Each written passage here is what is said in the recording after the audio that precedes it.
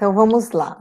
Eu acredito que, não sei se todos estavam aqui na semana passada, no capítulo nós vamos falar, é o capítulo 5, que o título é Lutas pelo Evangelho. É um capítulo bem importante, que ele fala de algumas dificuldades que esses primeiros cristãos encontraram para solidificar é, o, a- alguém está tentando. Bem, deixa eu liberar, que estava um negócio aqui. Para solidificar o, todo o aprendizado, toda a boa nova que Jesus tinha trazido. O Juliano, ele está viajando, João Maria, então pode ser que ele não consiga entrar. E aí, a semana passada, a gente percebe que no logo na primeiro parágrafo, Emmanuel nos traz uma informação sobre o Manahem. Eu vou repetir aqui novamente, porque eu acho importante, porque já fica também registrado no YouTube, e quem perdeu a semana passada pode acompanhar aqui. Eu fiz uma breve pesquisa sobre Manahem, que está,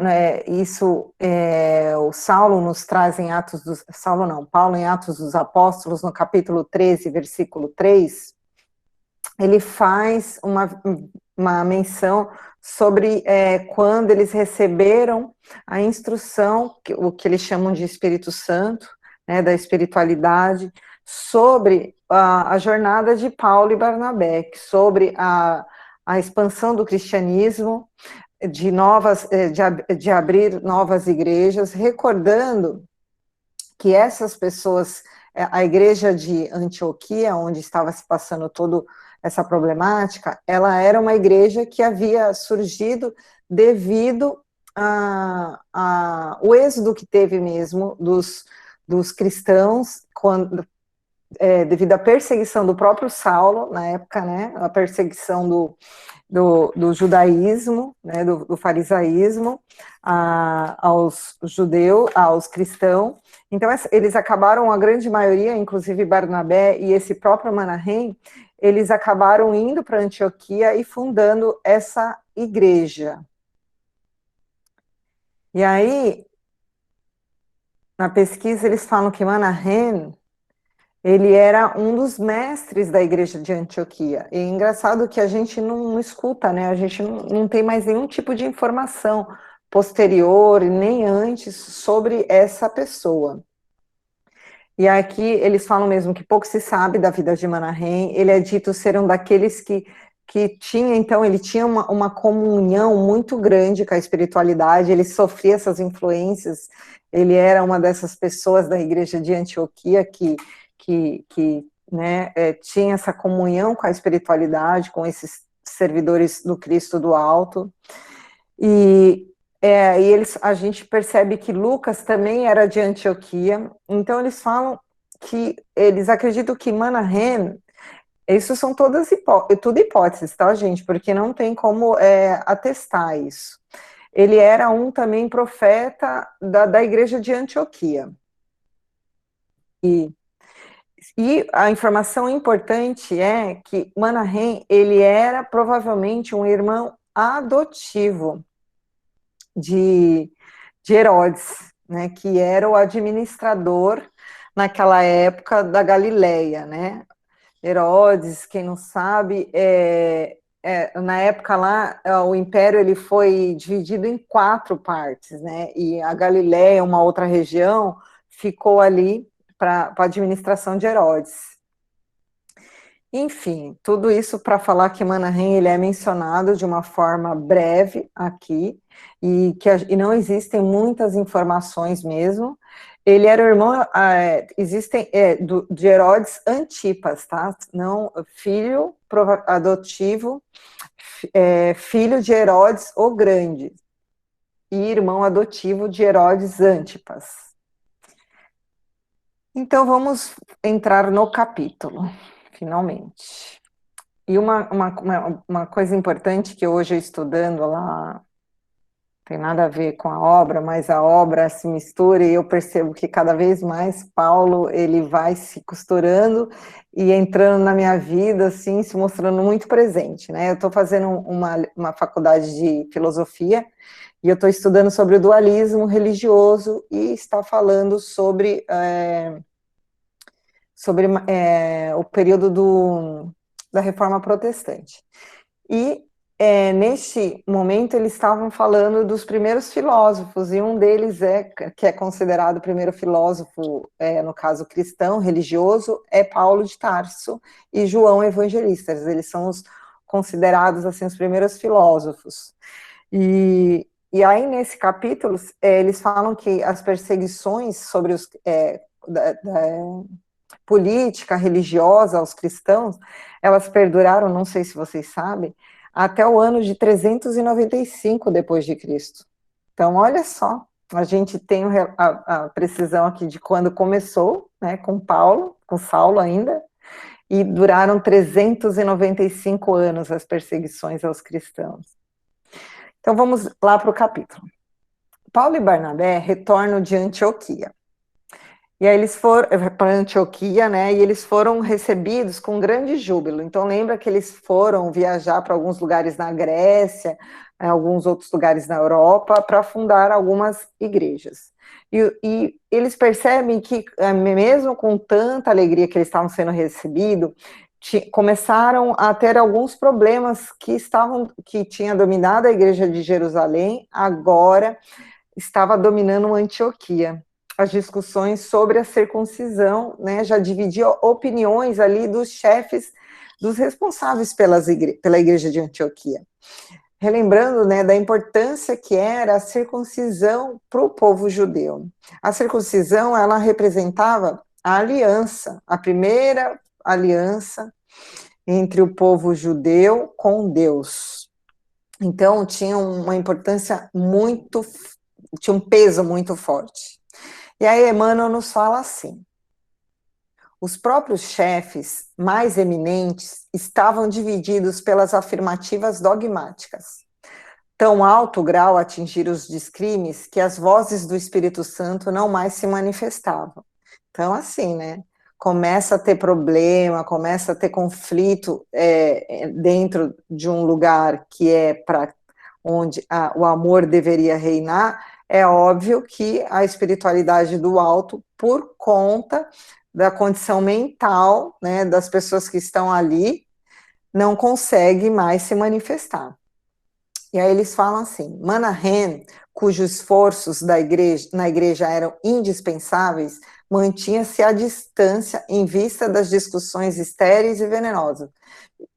Emmanuel não jogou isso assim para nada, né? A gente percebe que o Manahem, ele era uma pessoa diferenciada. Ele não, apesar de estar ali no meio, né, convivendo com essas pessoas que estavam no conflito, ele se mantinha distante. Então a gente percebe uma serenidade muito grande nessa figura. Os irmãos achavam-se extremamente confusos. Uns eram partidários da circuncisão obrigatória, outros se batiam pela independência irrestrita do evangelho.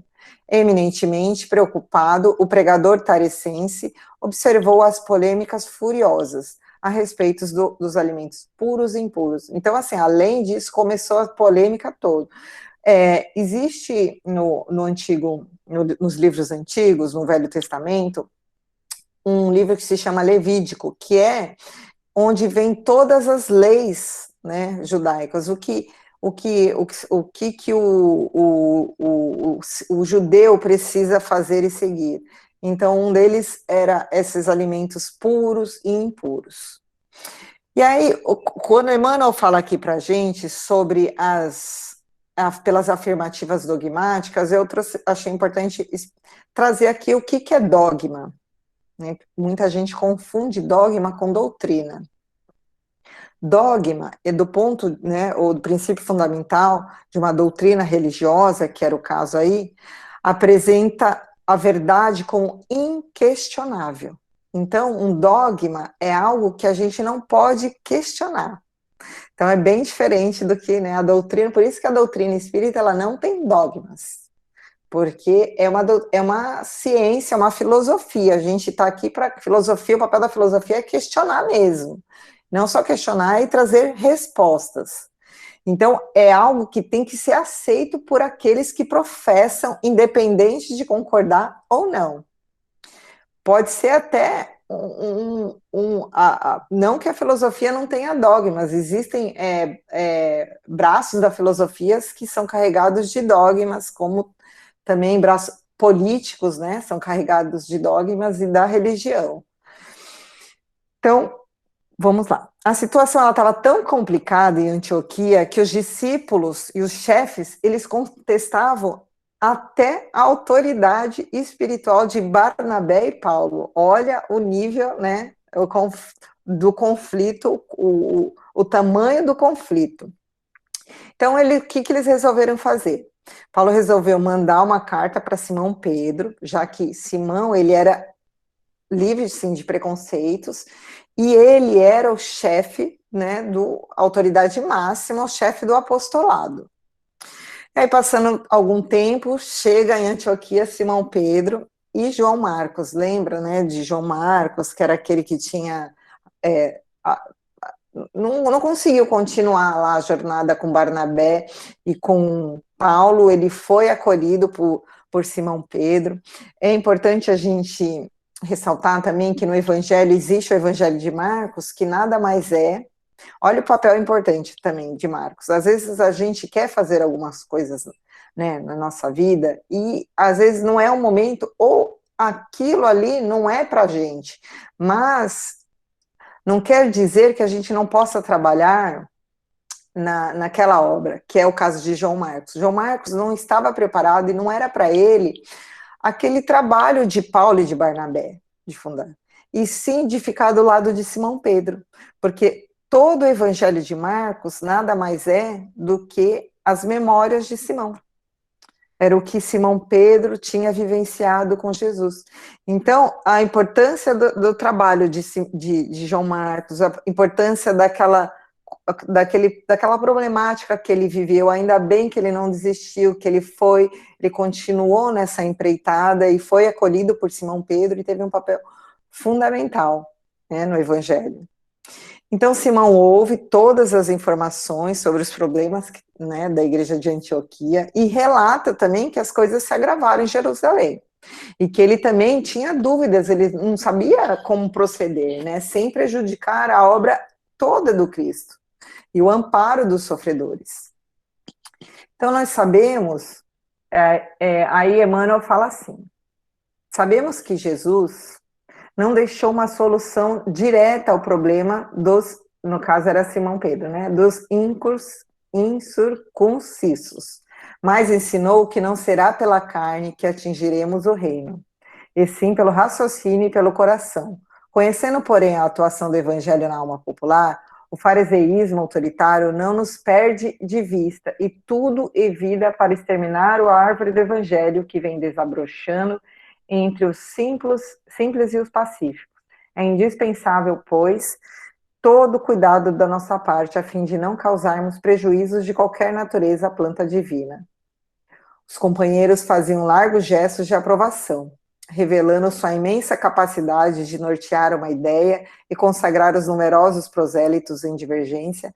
Simão Pedro tinha uma palavra adequada para cada situação e um esclarecimento justo para o problema mais singelo.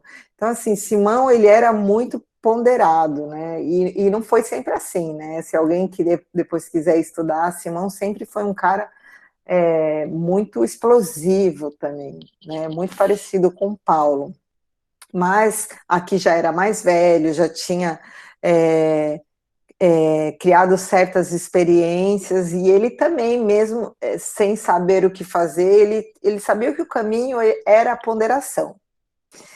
E aí Simão e Paulo passaram alguns dias visitando os gentios, lembrando que os gentios são todos aqueles que não eram judeus, mas que já aceitavam um Deus único, jantando, pregando as verdades do Evangelho, porém né, eles acabaram recebendo dois mensageiros enviados por Tiago Menor, que estava lá na igreja de Jerusalém, e que acompanhavam a figura de Simão Pedro para lá e para cá, né?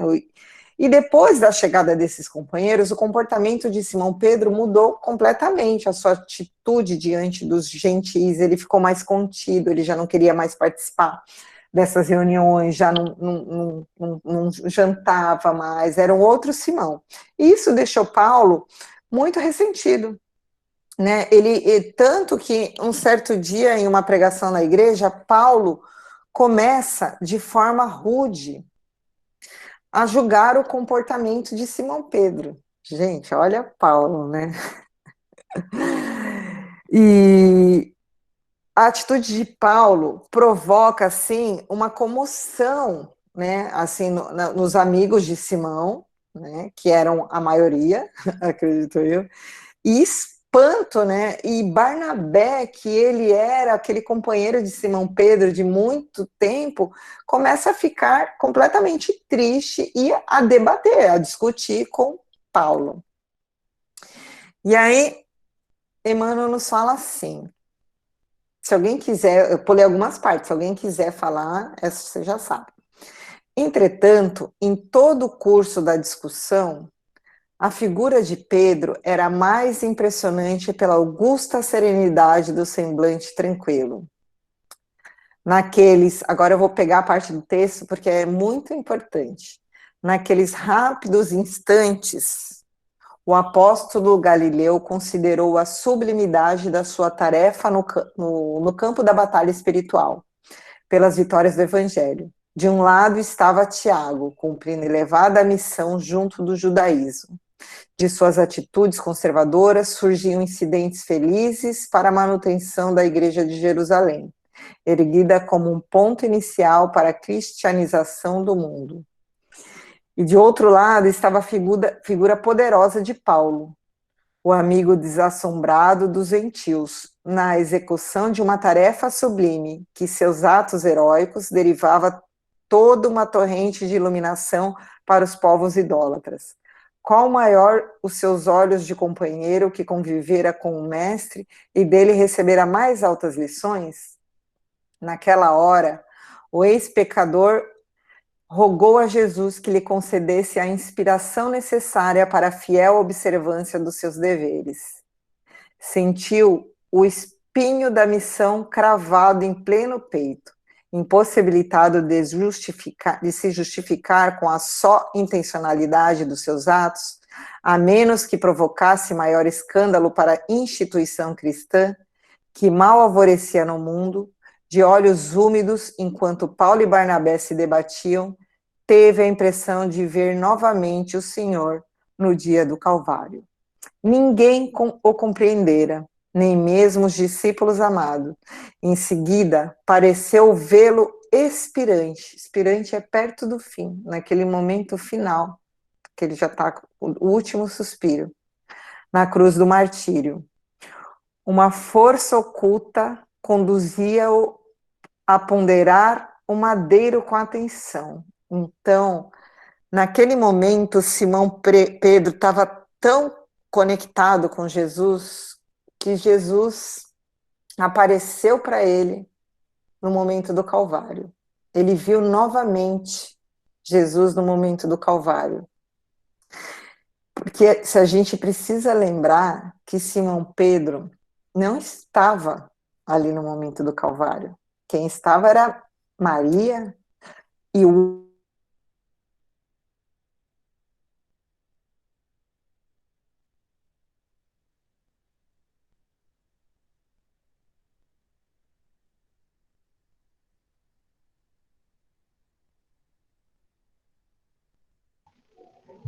A Rita travou ou foi só aqui pra mim?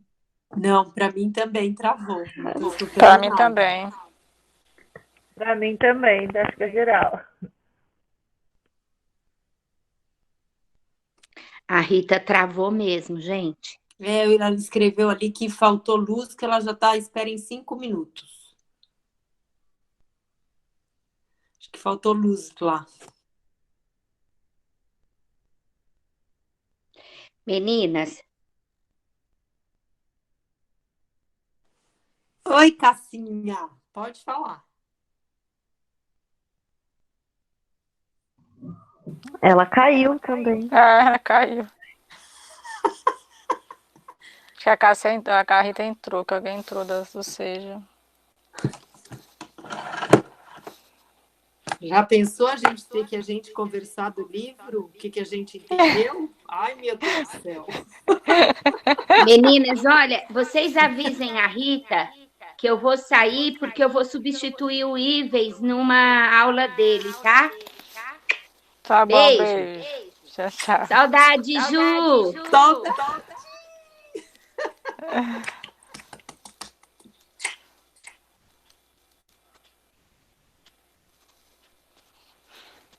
Vocês avisam aí. A gente avisa, mas por enquanto nada.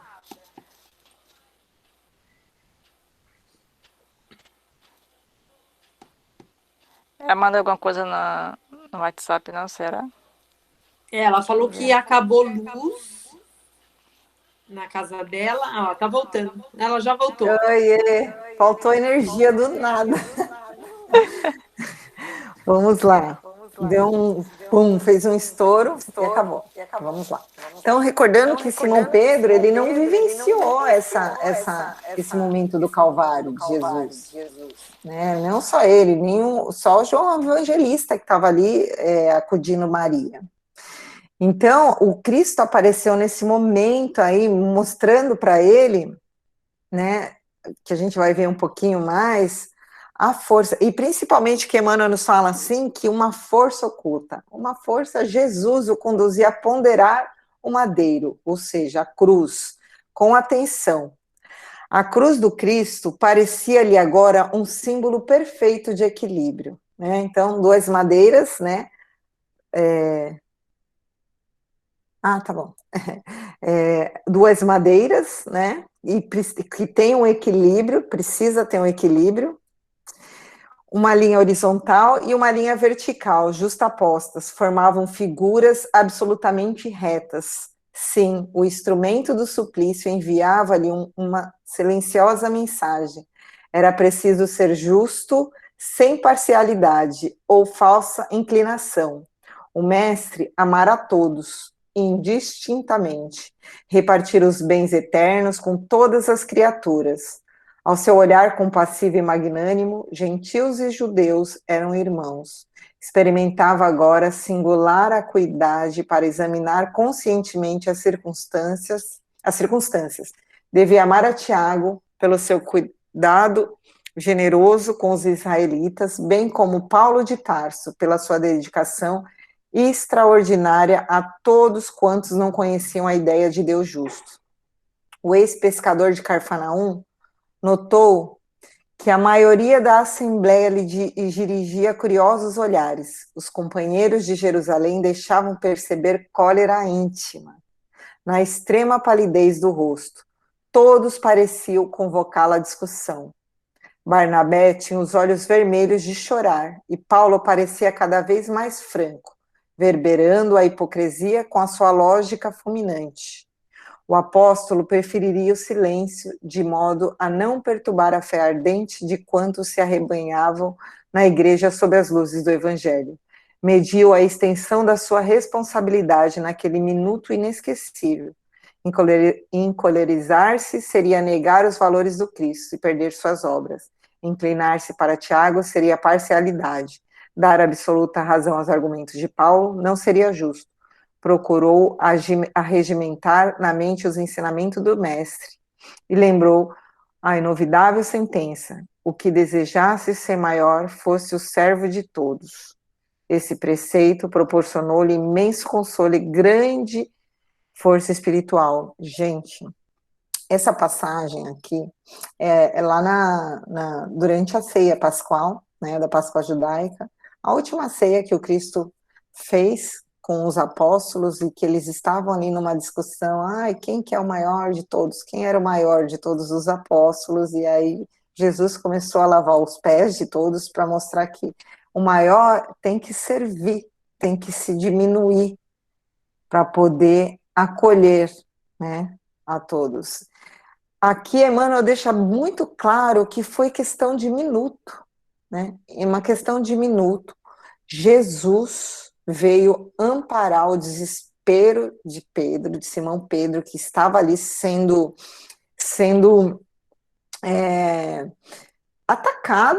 atacado por Paulo. Não que Paulo não tivesse suas razões, mas não de uma forma muito bacana. E Simão, ele, ao invés dele revidar ou dele começar a buscar recursos para continuar a discussão, ele buscou Jesus. Ele pediu auxílio de Jesus para que ele fosse a pessoa mais imparcial possível. E isso, Jesus apareceu para Simão, né? E não precisou falar. Né? Só com o símbolo da crucificação, com o símbolo da cruz, ele sabia que Simão entenderia que o sacrifício maior, um dos sacrifícios maior que ele pediu a Simão era aquele sacrifício ali na hora, que Simão, ele era tão grande espiritualmente, que ele deveria se diminuir, para que a igreja não tivesse uma cisão, para que não continuasse essa discussão. Isso é muito importante, porque a gente deveria usar mais desse recurso que Simão. É óbvio que o Cristo não vai mostrar um símbolo que a gente não vai entender. A espiritualidade vai utilizar recursos que a gente tem capacidade de compreensão. Para Simão, esse recurso foi porque ele tinha a capacidade de interpretar qual era a mensagem que Jesus queria lhe dar.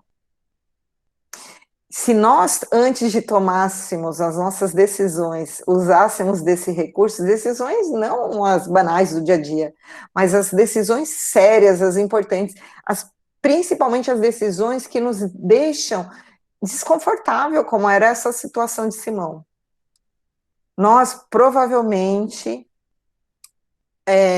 teríamos menos problemas, teríamos que nos desculparmos menos.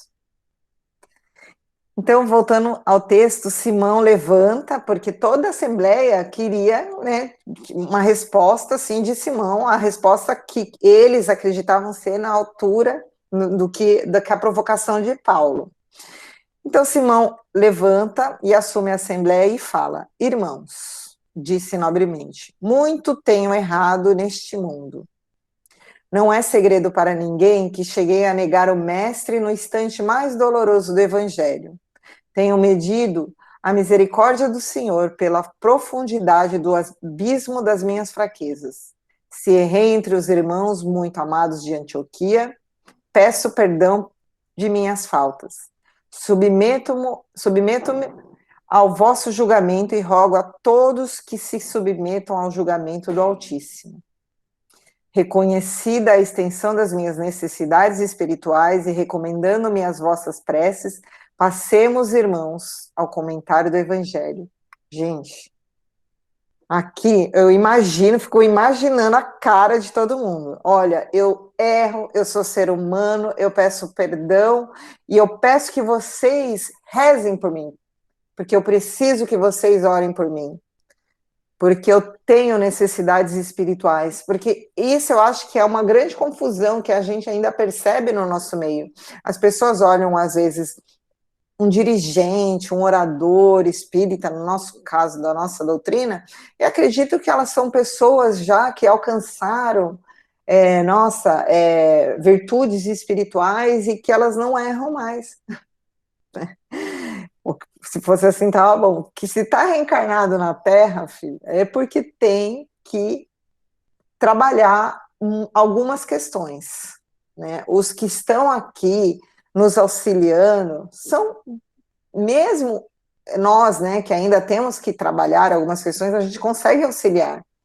Então, Simão, ele estava sendo julgado naquele momento como se ele fosse o Cristo.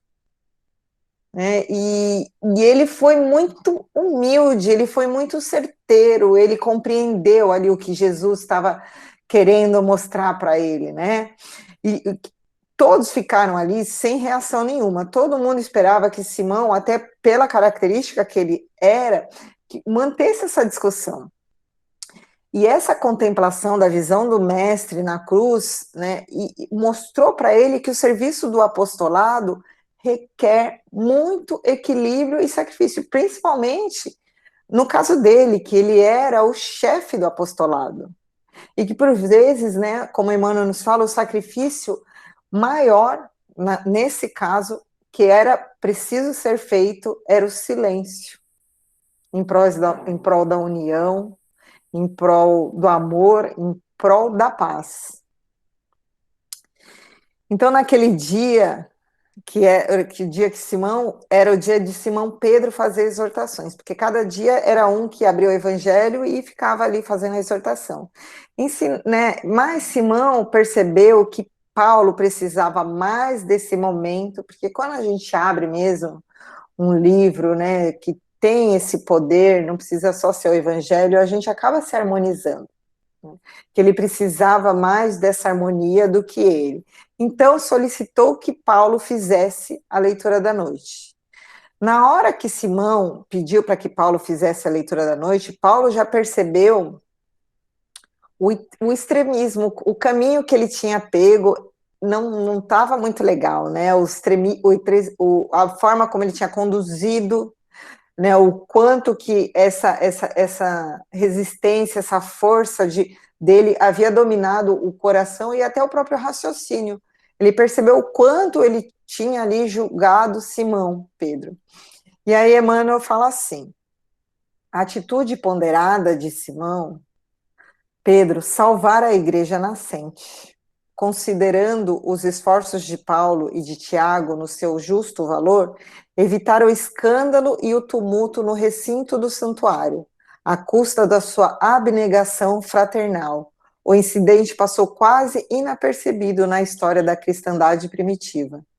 E nem mesmo a referência leve que Paulo faz na epístola a Gálatas, a despeito da forma rígida e expressional do tempo, pode dar a ideia do perigo iminente, do escândalo que parou sobre a instituição cristã naquele dia memorável.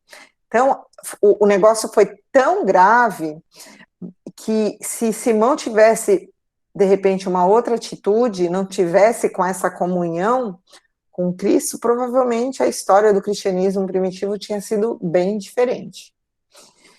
Então, após a reunião, né, aí eles fizeram a exortação, após a reunião, Simão buscou conversar com Paulo de forma amistosa, porque Barnabé ainda estava encolerado, estava triste, estava preocupado, porque ele amava os dois, na verdade, né? Barnabé amava Simão Pedro e amava Paulo, e ficou, como é que eu vou ficar? Vou ficar dividido? E ele fez isso justamente para que Barnabé ficasse tranquilo, voltou a ponderar sobre as questões com os gentios, e que realmente não seria justo restringir a palavra do evangelho somente para o povo judeu. Então Paulo continuou. A Emmanuel nos traz assim: constrangido a princípio, em face da benevolência do Galileu, expandiu-se naturalmente, redarguindo a serenidade íntima.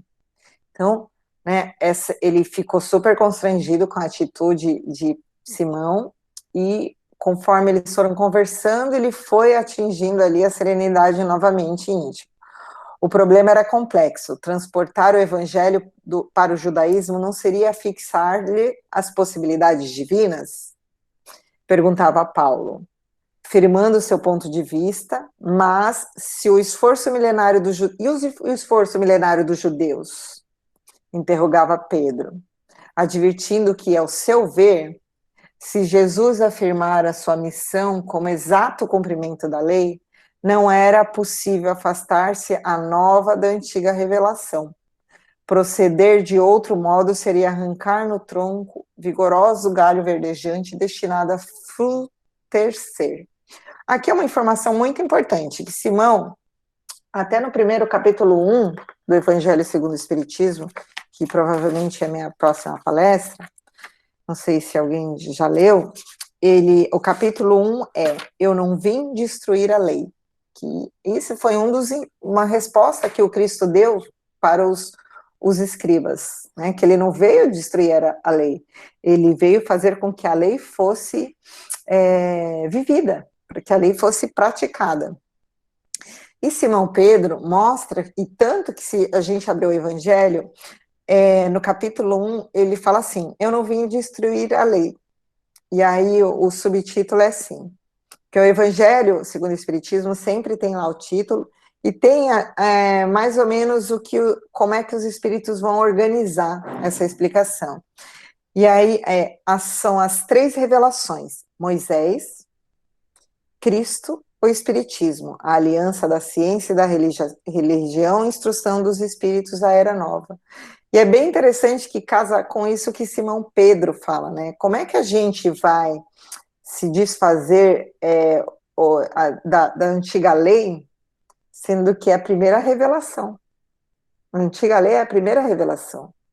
Então, realmente, não tem como a gente afastar o Novo Testamento, o Evangelho de Jesus, da primeira revelação de Moisés. E era isso que Simão Pedro trazia, e é muito importante para a gente, né? Eu sempre bato nessa tecla, né? Para a gente entender o Evangelho, a gente precisa estudar o Velho Testamento. Então, Paulo faz a proposta de uma reunião, né, entre os trabalhadores ali da igreja que tinha de Jerusalém, de Antioquia, mais dedicados sobre o assunto, e isso é bem aceito para Simão. Então, a gente percebe que nessa época já existia ali um grupo de trabalhadores que eram responsáveis pelas decisões de funcionamento, né, das igrejas. Simão volta a Jerusalém, e apesar de certa tranquilidade, Emmanuel nos relata que a situação ainda era muito frágil lá na igreja de Antioquia. Muitas discussões e debates ainda permaneciam sobre esse assunto. E aí Paulo começa a planejar mentalmente as suas argumentações, o que ele vai falar nessa reunião da igreja de Jerusalém.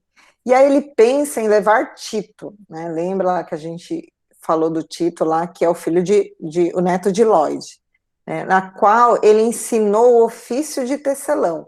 Essa informação é importante porque, como nós sabemos, historicamente falando, o povo judeu, eles tinham como costume, e eu acredito que ainda permanece esse costume, ensinar o ofício ao primogênito. Então, o que o pai faz, ele ensina para o seu filho, independente se ele vai usar ou não, mas é que se tiver alguma dificuldade, esse filho possa ter, né, meios de sobreviver, e também para que esse ofício da família se perpetue por outras gerações. Então a gente percebe aqui a importância de Tito para Paulo. Paulo considerava Tito como um filho. Ele acreditava que Tito seria o expoente do poder renovador do Evangelho, porque ele era ainda muito jovem, né? E ele tinha, naquele capítulo que o Ju fez, Emmanuel fala que Paulo, ele se admirava como é que Tito, pelas reflexões profundas que Tito fazia do Evangelho, da capacidade reflexiva de interpretação que ele tinha. Então, Paulo recebe a convocação e faz novamente as promessas ao povo gentil, né, que ele vai conseguir com que parem com essa perseguição, com essa história da circuncisão e tal. E vai com Barnabé e Tito para Jerusalém. Chegando lá, Emmanuel relata das mudanças que já tinham, que estava na Casa no Caminho, inclusive física, né, tinha ganhado uma ampliação. Mas o que chamou mais atenção, tanto de Paulo como de Barnabé, foram as mudanças de Tiago Menor. Ele aparentava, assim, nas suas exortações, um mestre da sinagoga de Jerusalém, né, do templo, com características físicas e hábitos farisaicos. Parecia um sacerdote do templo, além de que lá tinham novos trabalhadores que não passaram assim uma boa impressão para Barnabé e para Paulo. Então a gente percebe que tinha já assim um grupo de judeus mais ortodoxos, vamos dizer assim, mais fortes, presente nessa equipe de trabalhador aí ativo da Casa do Caminho. Aí deu uma confusãozinha ali, né, como vocês leram, acredito, entre Paulo e Tiago, e porque Tiago, ele não aceitava a participação na Assembleia de ninguém que não fosse circuncisado, e Tito não era, né, Tito, ele era um gentil. E o que nós precisamos, peraí. Por que Tiago, além da aliança com Deus, questionava isso? Porque Tito não tinha, na visão dele, não tinha mesmo, provavelmente, isso a gente não sabe, conhecimento das antigas leis. Ele não era judeu, provavelmente ele não tinha lido, né, o Velho Testamento. Então, como é que ele ia ter essa interpretação clara do Evangelho? Era esse ponto, era nessa questão que Tiago se pegava. Então, Simão propõe, coitado do Tito, a gente imagina o sofrimento dele, ainda mais naquela época, a circuncisão de Tito, imagina, para o dia seguinte, antes da Assembleia, para que ele, né, porque simbolicamente ele faria ali uma aliança com Deus, mesmo não tendo o conhecimento do Velho Testamento. Paulo ficou muito contrariado, né, com essa decisão. Pensou na hora ali, da forma explosiva que ele né, de retornar para Antioquia, mas aí ele recordava da promessa que ele tinha feito para o povo lá, né, para o gentil, então ele se acalmou e começaram lá as primeiras deliberações. Emmanuel nos relata que os pedidos que todos eram escutados, todos os pedidos eram escutados por Simão Pedro, sem interrupções, com muita paciência, com exceção das propostas. Aí vieram um monte de propostas, e veio uma lá bem absurda, que era de submeter o Evangelho de Jesus aos livros dos profetas. Então, eles queriam rebaixar, né, o Cristo como somente um profeta e não como o Messias.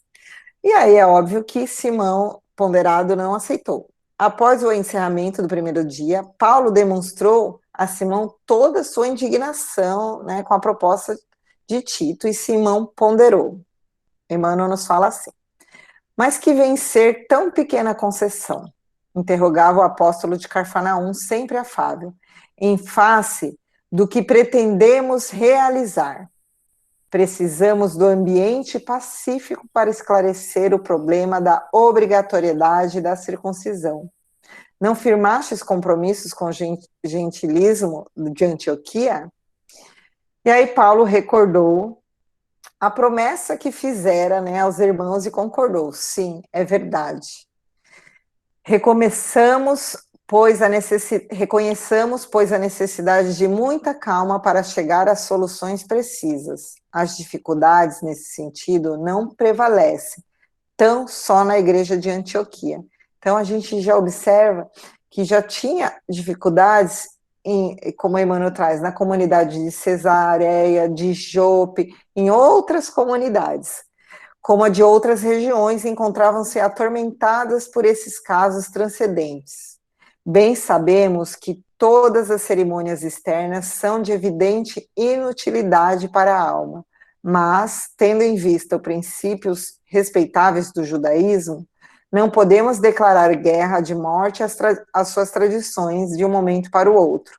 Será justo lutar com muita prudência, sem ofender rudemente a ninguém. Então, isso é importante. Paulo percebeu que mesmo, né, a gente sabendo que que todos esses cultos externos, né, esses ritos, eles são mais para as coisas externas, né, que não servem de, vamos dizer assim, para o aprimoramento, para as coisas que a gente realmente precisa trabalhar. Os princípios, né?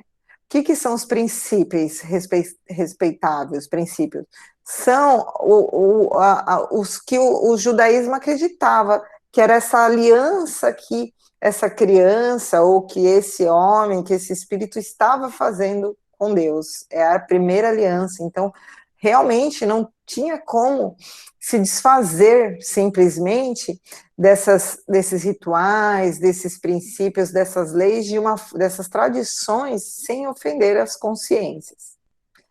E o ex-rabino escutou as admoestações do apóstolo e, recordando as lutas que ele próprio assistira no ambiente farisaico, pôs-se a meditar silenciosamente. Então, ele começou a recordar ali mesmo o que ele já tinha vivenciado, até as próprias perseguições que ele já tinha executado por conta das leis, e começou a pensar. Então, Paulo e Pedro vão até a sala onde estão Barnabé e João Evangelista, e Paulo fica bem reflexivo nesse momento. Fala que concorda com a circuncisão de Tito, mas expressa seu sentimento de arrependimento das promessas feitas para a liberdade do evangelho dos gentios. Então, assim, ele estava meio arrependido ali da promessa que ele tinha feito, porque ele achou que primeiro que ia ser um sacrifício muito grande, né, de Tito, e segundo porque ele também acreditava que não ia ter uma solução, ou que ele ia perder, vamos dizer assim, que ele não ia conseguir levar o que ele tinha prometido aos gentios. Então Pedro pondera: quando se agravou a situação, cogitei da possibilidade de me transferir para outra comunidade. Em seguida, pensei em aceitar a luta e reagir. Mas, uma noite tão bela como esta, orava eu neste quarto, quando percebi a presença de alguém que se aproximava devagarinho. Eu estava de joelhos quando a porta se abriu com imensa surpresa para mim. Era o mestre. Seu rosto era o mesmo dos formosos dias do Tiberíades. Era de onde Jesus pregava ali, do rio Tiberíades. Fitou-me grave e terno e falou: Pedro, atende aos filhos do Calvário, antes de pensar nos seus caprichos. A maravilhosa visão durou 1 minuto, mas logo após pus-me a recordar os velhinhos, os necessitados, os ignorantes e doentes que nos batem à porta. O Senhor recomenda-me atenção para os portadores da cruz. Desde então não desejei mais do que servi-los. E assim, olha, a gente, né, até Simão Pedro, é óbvio, né, ele ficou na dúvida, ele falou, gente, ele não concordava com aquilo que estava acontecendo na Igreja do Caminho, né, essa contaminação, né, esse domínio, né, do judaísmo querendo dominar. E ele teve dúvidas também, né, ele quis também abandonar o barco, quis ir para uma outra igreja, mas, mais uma vez, se colocou em oração e Jesus veio atendê-lo, né, e foi muito claro, mas também muito direto, né. Pare de se preocupar com seus caprichos, né? O seu trabalho é atender os filhos do Calvário, ou seja, os sofredores, todos aqueles que aceitaram o Evangelho de Jesus, mas que ainda tem muito a expurgar, muito em aprender. E aí, Paulo, o apóstolo, ele fica de olhos úmidos e Paulo ficou muito impressionado, pois ele lembrava que ele ouvira essa expressão filhos do Calvário dos lábios espirituais de Abigail, quando ela, né, apareceu para ele na sua gloriosa visão, no silêncio da noite ao aproximar-se de Tarso. Com efeito, grande é a luta, concordou o convertido de Damasco, parecendo mais tranquilo. E aí a gente observa também, né, que Jesus, eu fico assim, nossa, Jesus, ele fica, né, a gente fica tentando entender a cabeça de Jesus, é muito difícil, né, porque ele pensa bem diferente da gente. Mas a gente observa que ele, mesmo a lição que ele trouxe para Simão Pedro, não serviu só para Simão Pedro. De alguma forma, Simão Pedro usaria essa expressão com Paulo, porque o Cristo sabe o que está acontecendo. E ele sabia que filhos do Calvário de alguma forma, atingiria o coração de Paulo, faria com que Paulo se aquietasse, que Paulo compreendesse a necessidade que é de renunciar às suas, não convicções, mas às suas necessidades, para continuar nessa obra aqui, né, do cristianismo. E aí Pedro explica a Paulo o porquê de manter as boas relações, né, com os fariseus, que além dos problemas políticos, né, que eles eram dependentes financeiramente. Então, se a gente for observar, essa ligação que Tiago menor mantinha com os fariseus, elas que auxiliavam na manutenção da casa do caminho, porque essas pessoas que elas eram atendidas lá, e elas não tinham recursos, né, apesar da casa ter, assim, algumas formas de fonte de renda, ela não tinha recursos para alimentar, para acolher, para sustentar esse monte de gente. E aí Paulo sugere novos empreendimentos, né, que é muito bem aceito a todos, e a proposta é de angariar fundos para a Casa do Caminho, e começar a fundar outras igrejas, para que a Casa do Caminho, aos poucos, para que o cristianismo fosse se libertando dessa necessidade de flexibilizar algumas coisas por conta dessa dependência financeira que tinha com o judaísmo. E aí ele fala assim: provaríamos nosso desinteresse, porque Pedro ele ficou muito preocupado, né? Como é que a gente vai fazer isso? Porque até o momento não era pedido nenhum tipo de ajuda, nada. Vocês lembram lendo os outros capítulos. E aí Pedro ficava muito preocupado como é que não vincular isso para que a igreja não tivesse uma imagem ruim, lembrando que era uma doutrina que estava iniciando, né? E aí Paulo fala assim: provaríamos o nosso desinteresse pessoal, vivendo à custa dos nossos esforços, e recolheríamos as dádivas por toda parte, conscientes de que temos trabalhado pelo Cristo. Será justo também pedirmos por amor ao Cristo. A coleta viria estabelecer a liberdade do Evangelho em Jerusalém, porque representaria o material indispensável a edificações definitivas do plano trabalho remunerador. Por quê? A preocupação de Paulo, que precisa ficar bem claro aqui, não é que Paulo não queria mais saber de nada do judaísmo, não é nada disso.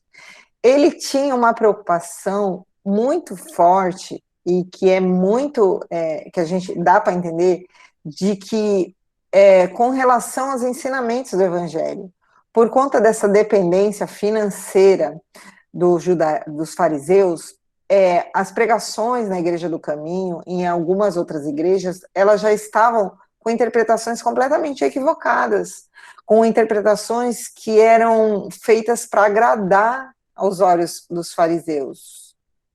E Paulo, ele queria essa libertação do Evangelho, ou seja, ele queria que as interpretações tivessem uma dimensão diferenciada, de uma forma espiritual, para que a mensagem da Boa Nova chegasse de forma limpa, sem essas interferências a esses gentios, a essas pessoas que estavam conhecendo agora a doutrina do Cristo, né, o Evangelho de Jesus. E aí Emmanuel fala assim: estava esboçado assim o programa a que o generoso apóstolo da gentilidade haveria submeter-se pelo resto dos seus dias. Então, através desse programa também que começou o projeto de expansão maior mesmo do cristianismo.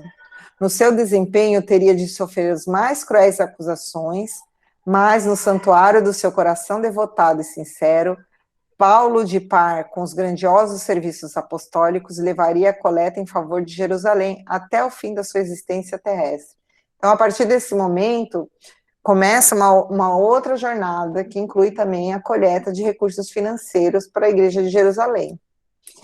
E Paulo, que bom que alguém levantou a mão, já vou te dar a palavra. E Paulo, ele sofreu grandes acusações, né? Ele teve grandes perseguições, que a gente vai ver um pouco para frente, mas quem for pesquisar aí a história de Paulo de Tarso, por conta desse programa aí que foi estabelecido para ajudar a igreja. Pode falar, Tati.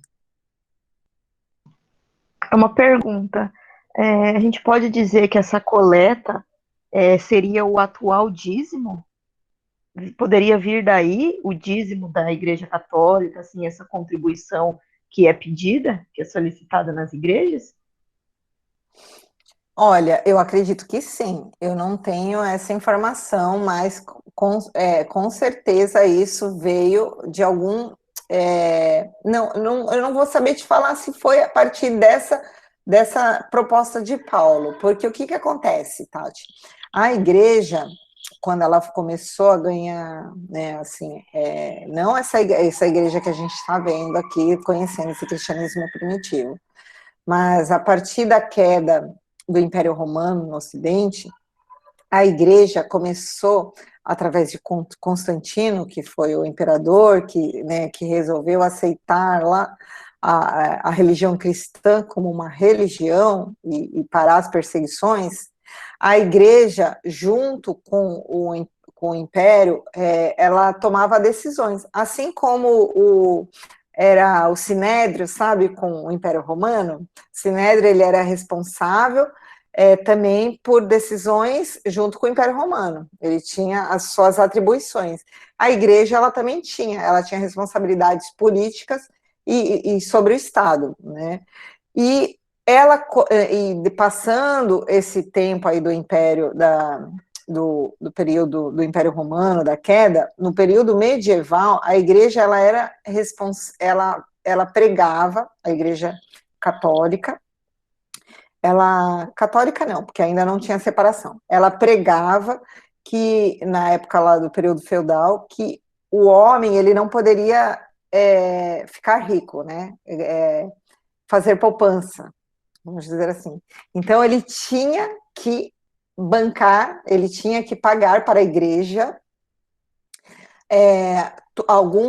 o que ele tinha de lucro, vamos dizer assim, né? Lógico, ele ficava para se sustentar, mas todo o lucro, todas as coisas, o excedente, ele era recolhido pela igreja. Então, eu acredito que o dízimo veio a partir daí, né? Do interesse econômico, político, financeiro que a instituição igreja tinha na época medieval e também pós-medieval, principalmente no pós-medieval, que é quando a igreja perde esse poder total de político e fica sem, depois da cisão, né, que começa a igreja, que é a reforma protestante, que a gente conhece, que eu acho que foi em 1506, se eu não me engano, 1516, alguma coisa assim. Que aí funda-se a Igreja Católica Apostólica Romana e a Igreja Ortodoxa. E aí a igreja perde esse poder de ficar com os recursos financeiros dos grandes comerciantes da época. E aí ela tem que tirar recursos de algum lugar. E aí, provavelmente, é aí que começa a questão. Aí a gente sabe que no Brasil, no período da escravatura, a igreja negociava isenção de pecados através de recolhimento de fundos. Então, a raiz não dá para ter certeza que seja essa, não. Eu acredito que não. A raiz é mais da dificuldade mesmo, da falta de domínio que a igreja foi perdendo aos poucos, com relação domínio financeiro mesmo, que a igreja tinha, e ela começou a procurar outros meios de angariar recursos. Mas é interessante a sua colocação, mas eu acredito que não. Até porque esses recursos, eles eram todos direcionados para as ações sociais dos filhos do Calvário, né, como o Cristo nos fala aqui, diferente dos recursos antigos, né? Mas é uma coisa que a gente pode, eu posso levantar e trazer para vocês a semana que vem com mais precisão. Se alguém também quiser pesquisar, pode ficar à vontade. Vamos lá. E aí, deixa eu ver. Aí vamos lá. As reuniões prosseguiram por mais de uma semana, então a gente percebe, engraçado que a Tati falou da igreja, Paulo que me perdoe, e Simão Pedro também, mas aí ficou parecendo, como é que fala quando vai escolher um papa, conclave, né, que os bispos se reúnem lá, ficam uma semana, às vezes até mais. Enfim, porque provavelmente não chegavam num acordo, né? Paulo, sentindo-se muito contrariado com a situação de Tito, pediu que Barnabé falasse em seu nome. Então, ele estava tão agoniado, e olha só, aqui também a gente já percebe que ele estava mais ponderado, né? Ele não queria, ele sabia que ele não estava em condições emocionais para falar, porque era ele que iria falar. Só que ele estava assim tão envolvido emocionalmente por conta do Tito, que para ele era como filho, que ele pediu, não, Barnabé, eu prefiro que você defenda a proposta, que era a proposta de Paulo, mas ele estava perturbadinho. E aí nós percebemos que ele já vinha buscando um equilíbrio emocional. E aí tem as ponderações de Tito, que causam comoção em todos, inclusive em Tiago, menor, que abraçou mais de uma vez, né, Tito. Emmanuel nos fala que ele mostrava possuir dons de profecia. Emmanuel fala aqui no capítulo pra gente, que então aquelas impressões que Paulo ficou quando Tito estava lendo, não ficou só restrito a Paulo, né, que as ponderações que ele trazia sobre os gentios, a forma como ele se colocava, as pessoas perceberam ali naquela assembleia que ele era inspirado o tempo todo. Então, vamos lá. E aí Emmanuel fala assim, quando o ex-pescador reconheceu que as divergências prosseguiriam indefinidamente, levantou-se e pediu-se a palavra, fazendo a generosa e sábia exortação de que nós conhecemos em Atos dos Apóstolos, está lá. Irmãos, começou Pedro, enérgico e sereno, bem sabeis que há muito Deus nos elegeu para que os gentios ouvissem as verdades do Evangelho e crescem no seu reino. O Pai, que conhece os corações, deu aos circuncisos e aos incircuncisos a palavra do Espírito Santo. No dia glorioso de Pentecostes, as vozes falaram na praça pública de Jerusalém para os filhos de Israel e dos pagãos. Todo mundo sabe aí o que é Pentecostes, né? O dia de Pentecoste. Se alguém não souber, só falar, levantar a mãozinha aí que eu explico. O Todo-Poderoso determinou que as verdades fossem anunciadas indistintamente. Então aqui Pedro já deixou bem claro, né? Se a espiritualidade se manifestou, né, ali, que é conhecido pela igreja como Pentecostes, para todos, para que provar que existem, né, espíritos, vidas após o desencarne, ela, se fosse para ser exclusivo só para os filhos de Israel, ela não se manifestaria em praça pública para todos que estavam ali presentes. O Todo-Poderoso, Jesus afirmou que os cooperadores do reino chegariam do Oriente e do Ocidente. Não compreendo tantas controvérsias quanto a situação é tão clara aos nossos olhos. O mestre exemplificou a necessidade de harmonização constante. Palestrava com os doutores do templo, frequentava as casas dos publicanos, tinha expressão de bom ânimo para todos que se baldavam de esperança. Aceitou o derradeiro suplício entre os ladrões. Por que motivo devemos guardar a pretensão de isolamento daqueles que experimentavam a necessidade maior? Outro argumento que não devemos esquecer é a chegada do Evangelho ao mundo, quando já possuímos a lei. Se o mestre nolo trouxe amorosamente com os mais pesados sacrifícios, seria justo enclausurarmos nas tradições convencionais, esquecendo o campo do trabalho? Não mandou o Cristo que pregássemos a boa nova a todas as nações? Claro que não poderemos desprezar o patrimônio dos israelitas. Temos de amar nos filhos da lei, que somos nós, a expressão de profundos sofrimentos e de elevadas experiências que nos chegam ao coração através de quantos procedem ao Cristo na tarefa milenária de perseverar a fé no Deus único. Mas esse reconhecimento deve inclinar a nossa alma para o esforço da redenção de todas as criaturas. Então aqui Simão deixou bem claro, nós não devemos desprezar todos os que vieram antes de Jesus, não só Moisés, né?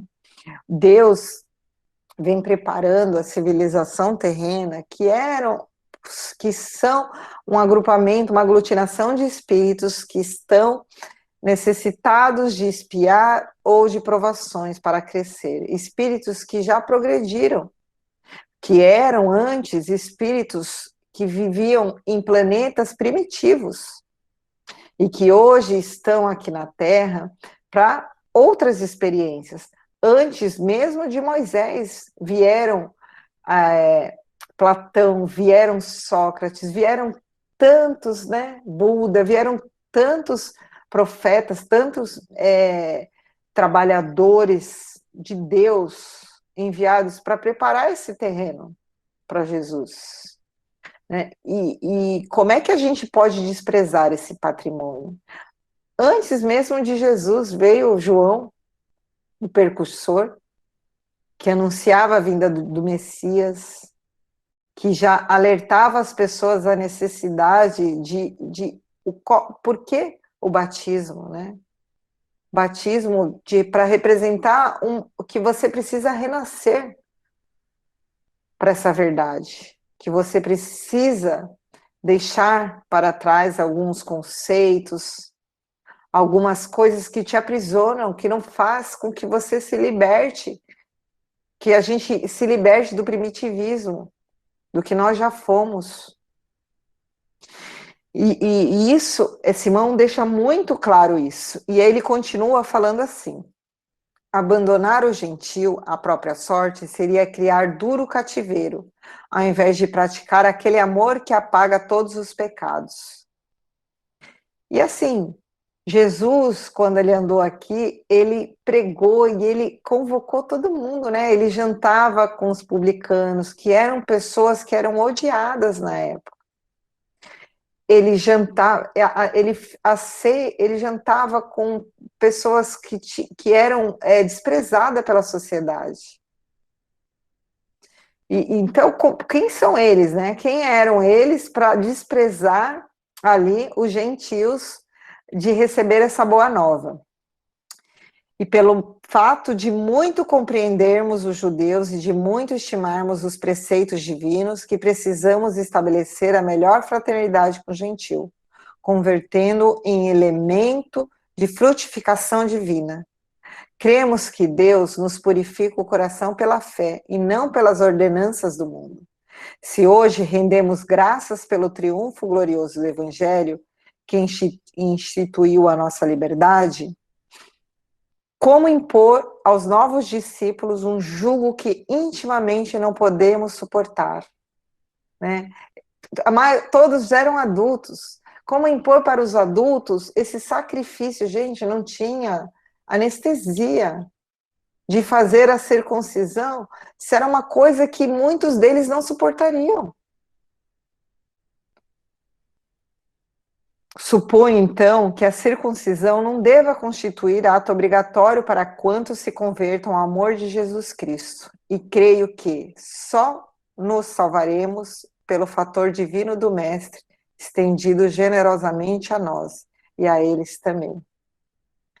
E aí é muito inspirado, né, esse apelo de Simão Pedro, porque ele mostra, né, com sutileza, que não são esses ritos externos e que eles também, se eles tivessem, ele faz com que a Assembleia reflita qual que seria o comportamento deles se eles estivessem no lugar do gentio, né?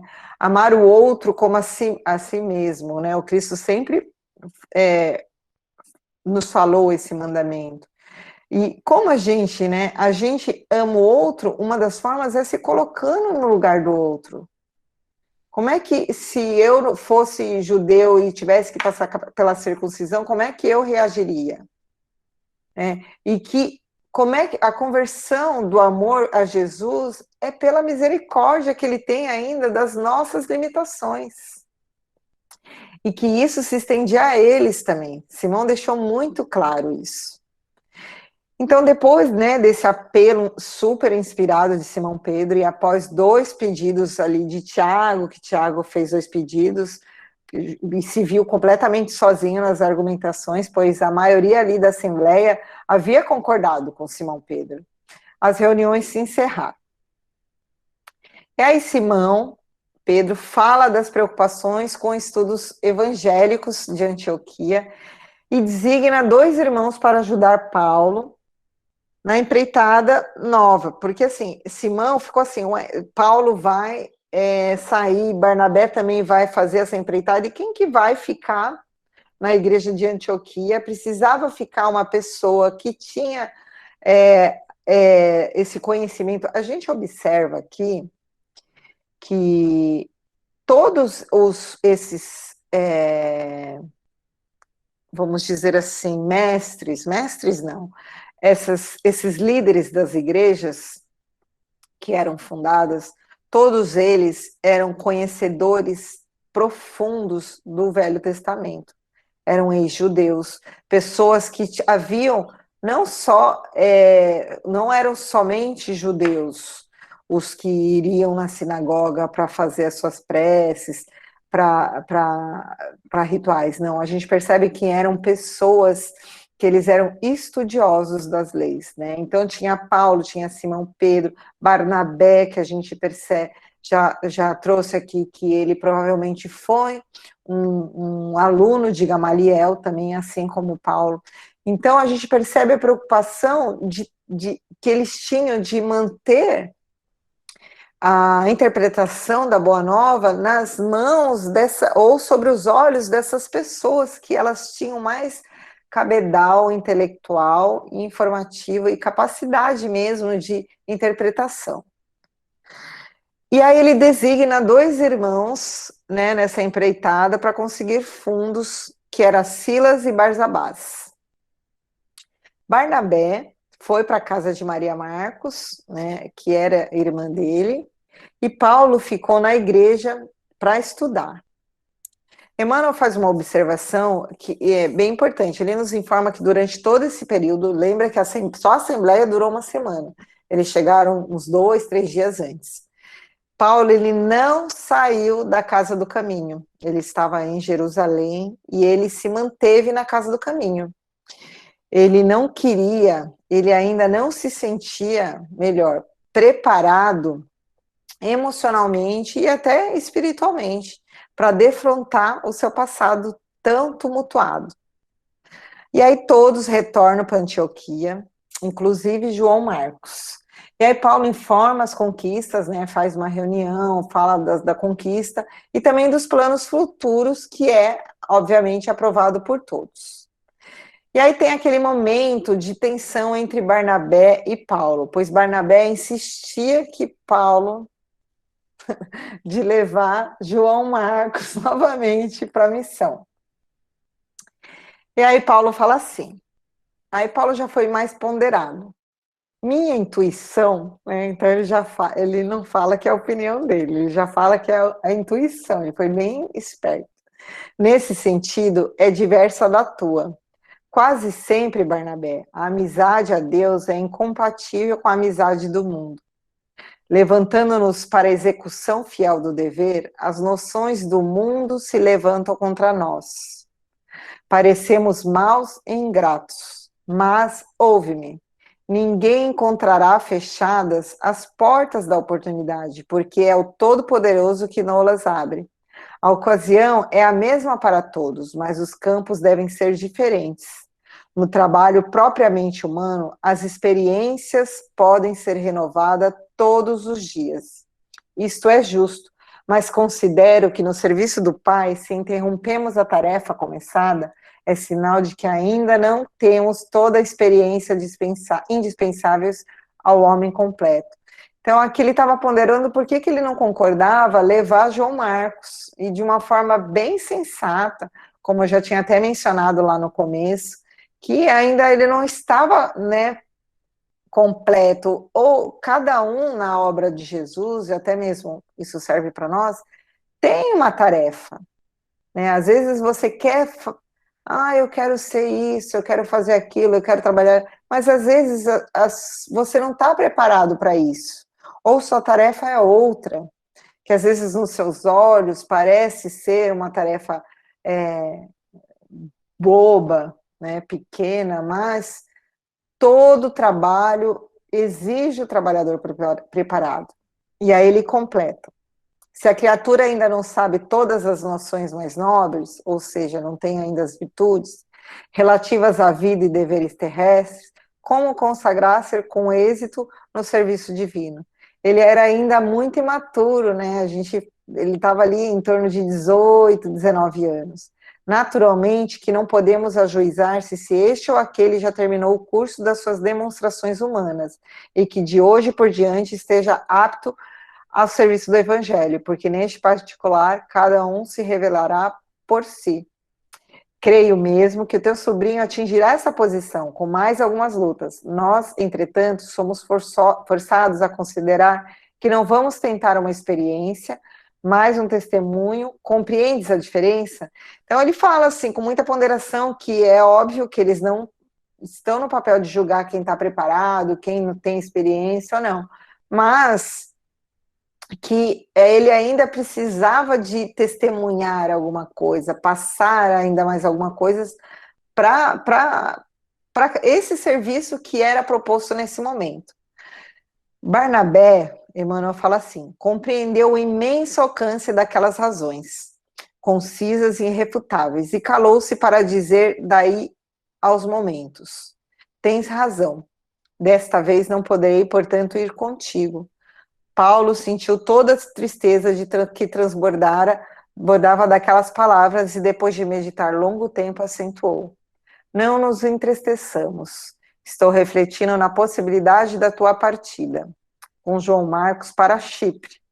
Ele encontraria ali um campo adequado aos trabalhos que lhe são necessários e ao mesmo tempo cuidaria da organização que fundamos na ilha. Dentro desse plano, continuaríamos em cooperação perfeita, mesmo que no que se refere à coleta para a Igreja de Jerusalém. Desnecessário será dizer da utilidade da sua presença em Neopafos e Salamita. Quanto a mim, tomaria Silas internamente-me pelo Tauro, e a Igreja de Antioquia ficará sob a cooperação de Barsabás e Tito. Barnabé ficou contentíssimo e o projeto pareceu-lhe admirável. Paulo continuava, aos seus olhos, como companheiro das soluções oportunas. E dentro de breves dias, a caminho de Chipre, onde serviria a Jesus até que partisse, mais tarde para Roma, Barnabé foi com o sobrinho para Seleucia. Depois que se abraçarem, ele e Paulo, como dois irmãos muito amados, que o mestre o chamava de diferentes destinos. Alguém quer falar alguma coisa? Porque eu já terminei, esse é um capítulo mais curto, e eu gostaria de verdade escutar se vocês têm alguma informação a ponderar. A gente pode falar, Camila. Oi.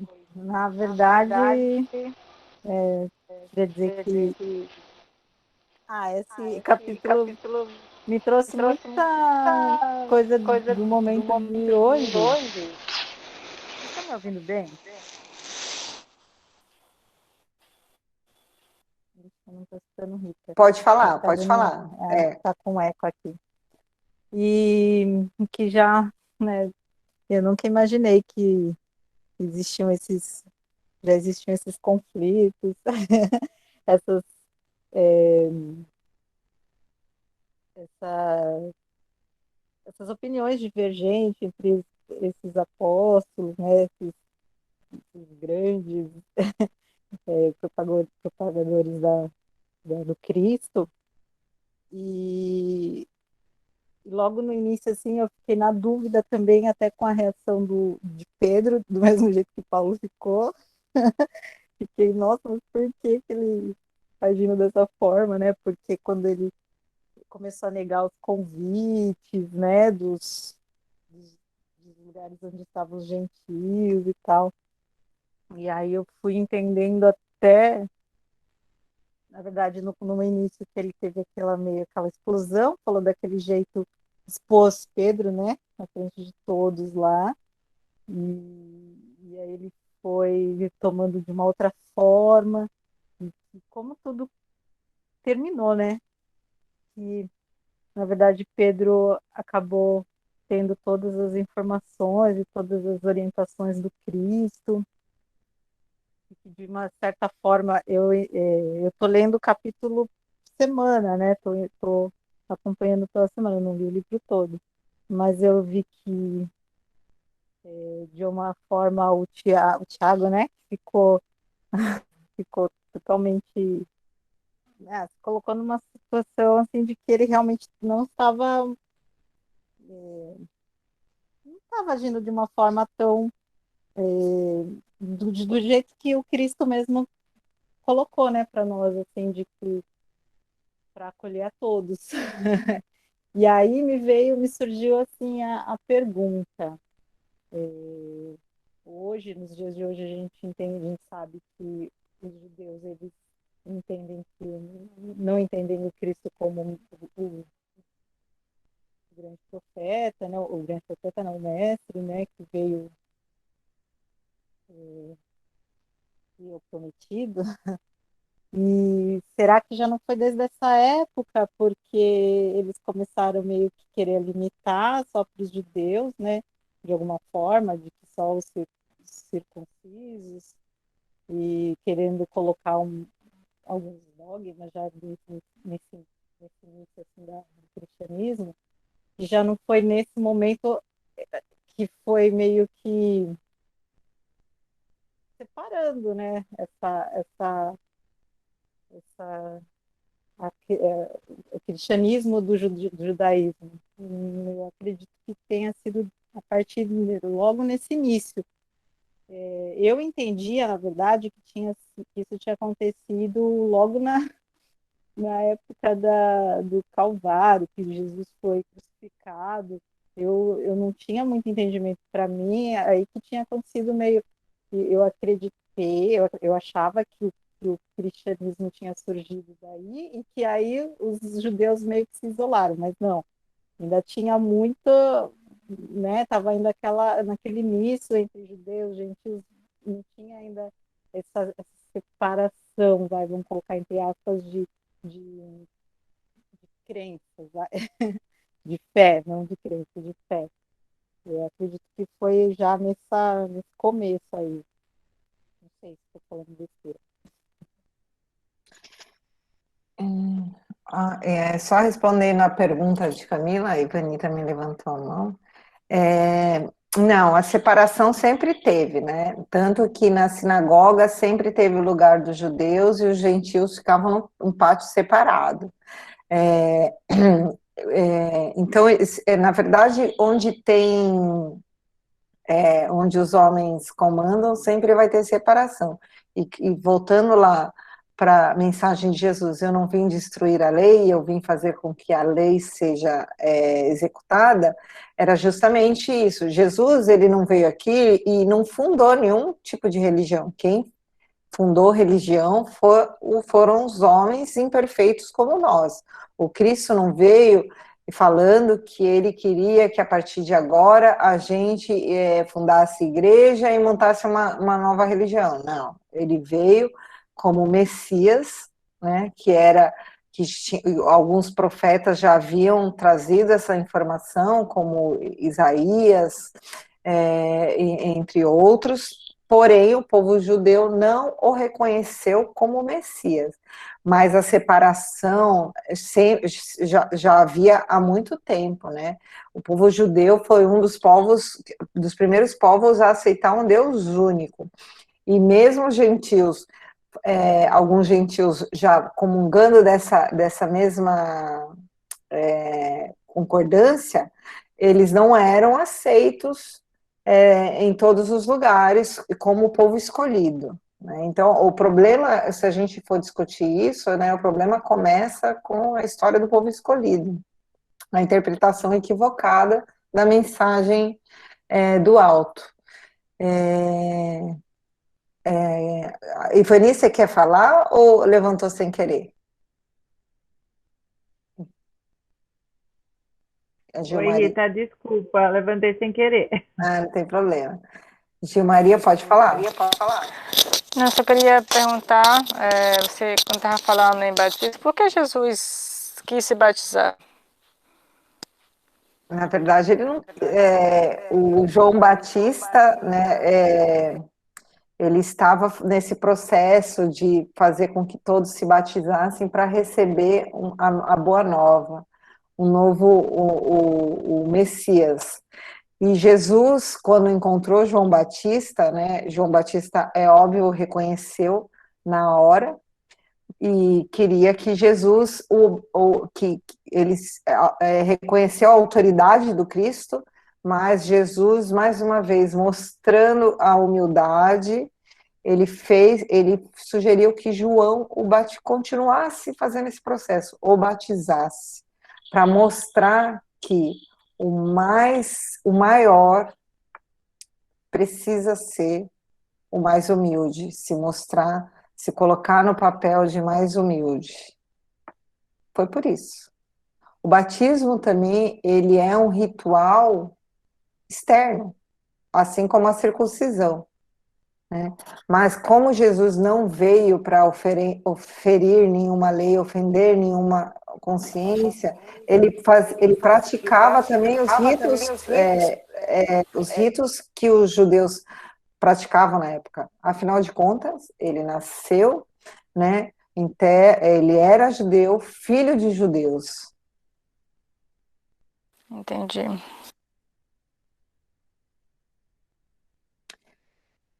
Mais alguém quer falar alguma coisa? Tá já com a hora estendida. Camila, não sei se eu fui bem clara com você na explicação, mas a separação sempre existiu. Obviamente que, né, e ela se perpetuou. Então, a gente, às vezes, tem essa falsa impressão de que o colégio apostólico eram montados por espíritos perfeitos, né, sem que todos ali, eles concordavam, não. Eles tinham bastante divergência.